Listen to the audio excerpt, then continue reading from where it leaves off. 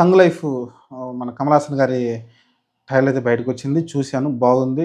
First starting ఇది తెలిసి ఒక గ్యాంగ్‌స్టర్ మూవీలా కనిపిస్తా ఉంది. ఇంతకుముందు 'మణిరత్నం' ఇలాంటి సినిమాలు తీశాడు చాలా సార్లు గూడా. చూద్దాం చాలా రోజుల తర్వాత అయితే కమల్ హాసన్ తోటి ఏదో ఒక సినిమా అయితే వస్తుంది బయటికి. సో, హ్మ్, నాకైతే ఇంప్రెసివ్‌గా ఉంది ట్రైలరు. టెక్నికల్ పరంగా అవ్వచ్చు, లేకుంటే స్టోరీ పరంగా కూడా స్టోరీ క్లియర్‌గా అర్థమైపోతుంది.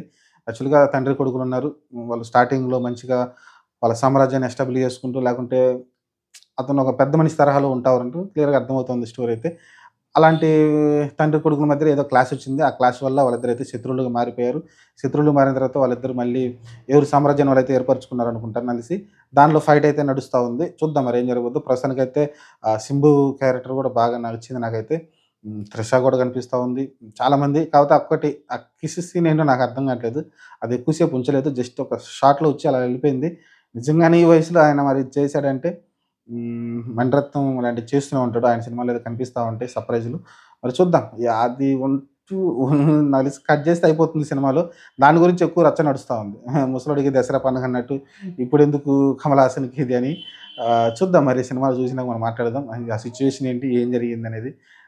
చూద్దాం మరి. ప్రస్తుతానికైతే 'తంగ్ లైఫ్' ట్రైలర్ అయితే నాకైతే నచ్చిందండి. మీరైతే ఒకసారి వాచ్ చేయండి. సినిమా గూడా రిలీజ్ దగ్గర పడుతుంది కాబట్టి వాచ్ చేద్దాం. చూద్దాం మరి.